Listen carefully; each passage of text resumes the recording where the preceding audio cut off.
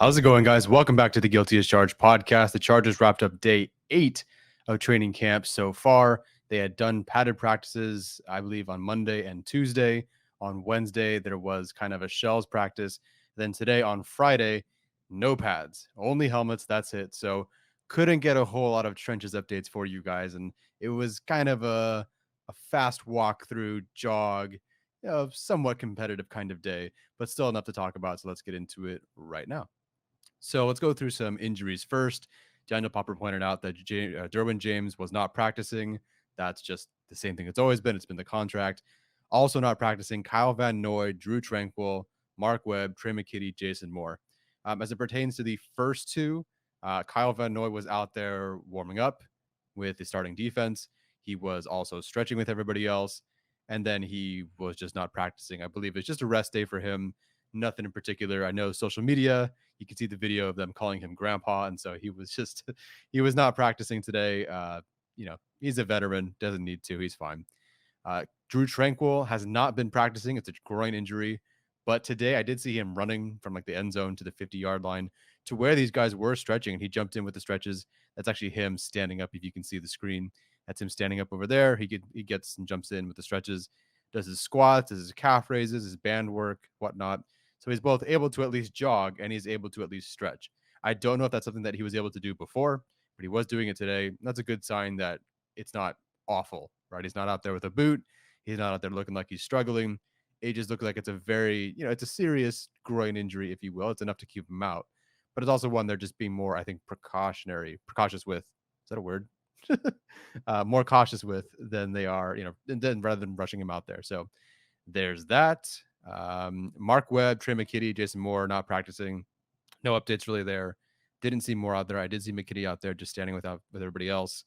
Mark Webb, I'm sure, was out there somewhere, but I didn't see him. Same problem as last time, right? Mark Webb starts off camp really hot, then he gets hurt, and then he just really doesn't even play the rest of the year. I hope that's better. I hope that changes this year, of course, because Mark Webb has been amazing to start camp. Now he's hurt, not practicing. So I hope that pattern, hope that trend does not continue. Today, the Chargers decided to change it up. I talked to Discord yesterday. If you want to jump into our Discord, that's for the $5, Hall of Fame members, for YouTube channel memberships, or the $5 tier or more on Patreon. Links in the description. So I talked about this on Discord yesterday. The Chargers, and I was tipped off to this, the Chargers were going to mix things up moving forward. I don't know if that's something that's just today or like the entire rest of the training camp or whatnot, but I knew that at least today and probably the next couple of days, they were going to mix things up. In camp, it has nothing to do with the depth chart. It's just more to get some guys against other guys that they have not been competing against before. So it's kind of just mixing and matching up the roster a bit differently. So guys that are not used to facing those guys get to face those guys. So you saw, I'll talk about some of the changes in a bit. Wasn't a lot, and it's very hard to tell what that would have done for even the depth chart or anything else today because they weren't in pads. But it's still worth noting. So if you see over the next couple of days, like people are reporting and talking, beat writers are writing like, oh, this person, that was weird. Like this person was the ones today. This person was doing this today. Don't worry about it. Was tipped off to this yesterday before the camp even happened. So it pays to be on Discord and it pays to at least just be watching this video because now you know that. So when you see everybody freaking out that, oh, why was Otito taking reps as the ones today? You'll know why. They were just changing things up. It had nothing to do with the depth chart as it stood. It was just moving the depth chart around so guys could just get some reps against different guys. That's all. So some of the the beneficiaries, the guys who benefited from that, Otito Ogbonia, I think, was one for sure. And then warm-ups, they had actually a 5-man front to open of Mac and Bosa, your ends, and then, of course, or your edge rushers, excuse me.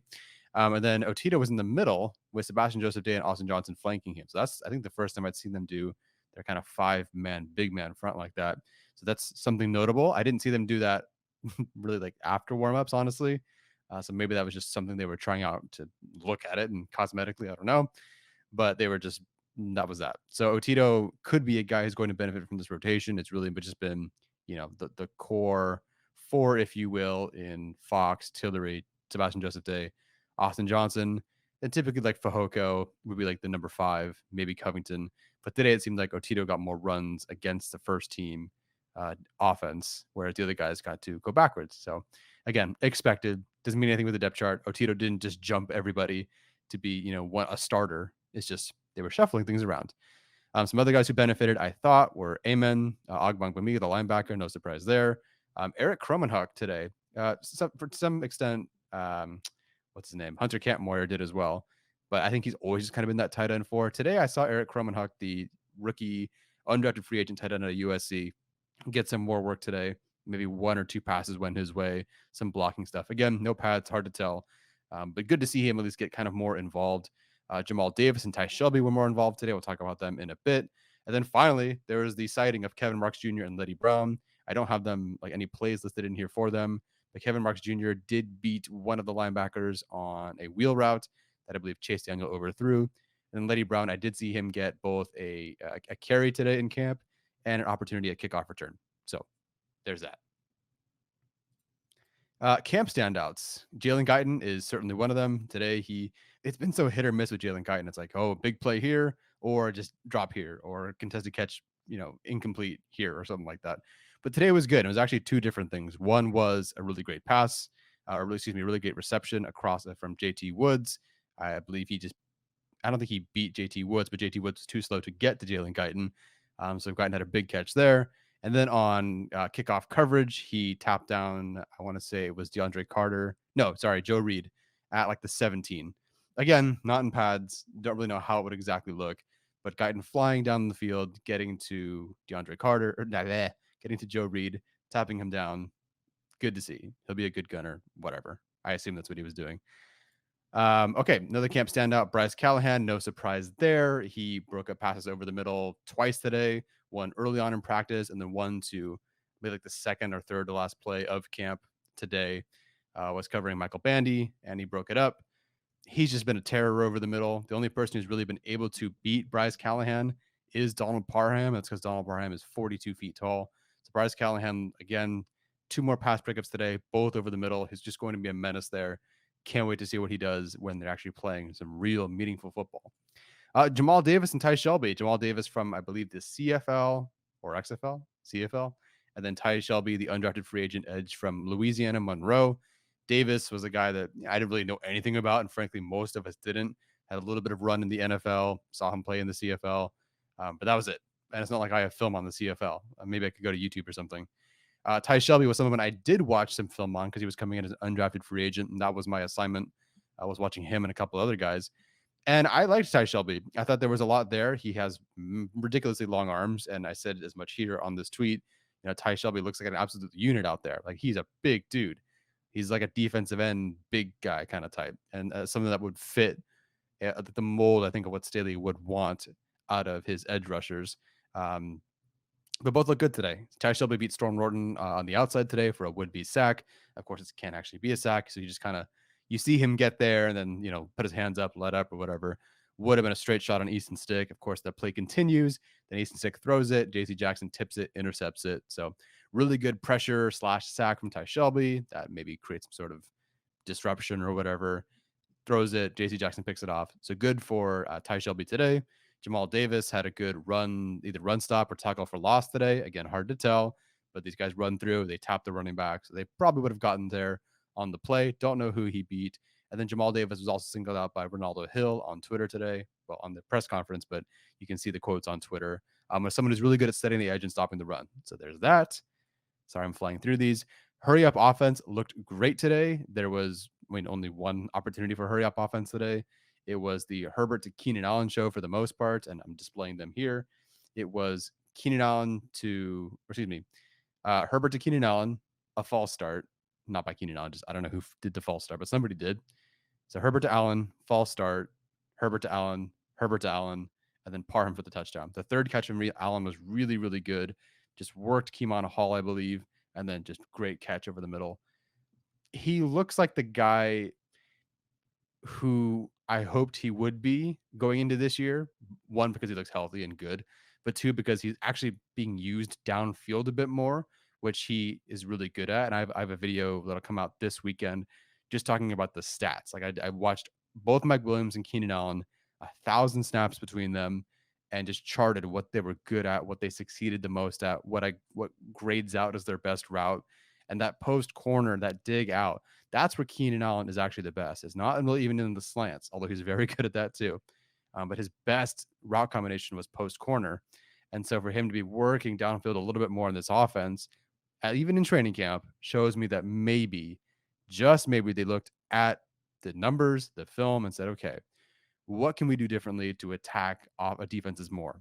Let's get Keenan more involved downfield instead of this near the line of scrimmage stuff, which he can do. He'll also roast you on a slant, on a whip, whatever. But getting him working downfield is great. You saw it here on this drive. Again, Keenan on, false start, Keenan on, then Donald Parham. Donald Parham, again, Bryce Callahan has been amazing. He's been nearly perfect. The only person who's be able to consistently beat Bryce Callahan, and frankly beat him pretty bad, is Donald Parham. He's been absolutely destroying it today. Another red zone touchdown, another couple of catches today throughout the practice.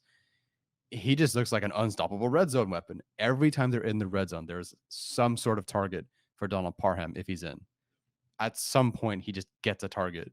And I don't see why you wouldn't take your 6'9" tight end and just throw it at him every single time. I don't know how more effective it is throwing it to him versus Mike Williams on, say, a fade. But fades are typically not the best thing to run. You just happen to have Mike Williams, so you feel good about it. But if they find a way to do another, big man jump ball size difference opportunity thing other than a Mike Williams fade, have them both out there, go for it. Find the mismatch. Even someone like Bryce Callahan, who's been destroying everything else in camp so far, has not been able to keep up with Donald Parham. The only person who really has is J.C. Jackson. I don't remember if Asante Samuel Jr. has an opportunity, but really it's just been J.C. Jackson, who's one of the best corners in the league. So really, really good there.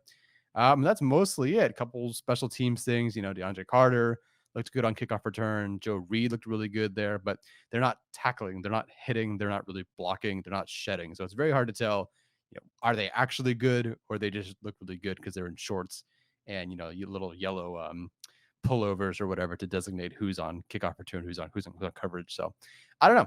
That's it for me today. Not a lot to talk about. Hopefully tomorrow there will be more because hopefully they go into pads. If they don't go into pads tomorrow, then it should just be full steam ahead with the scrimmage. I will not be covering the scrimmage by myself. I will be on the podcast with everybody else. We'll all be there after the scrimmage. Scrimmage goes from 5 to 7. So I'd say around 8 o'clock, Steven and I are going to be on covering the scrimmage, both as what I saw, the recap, stock up, stock up, down, that sort of thing. So Saturday, tomorrow, we'll do a quick recap of the week. Sunday will be a recap of the scrimmage, and then we'll just keep going through training camp from there. All right, guys, take care. And until next time, bye-bye.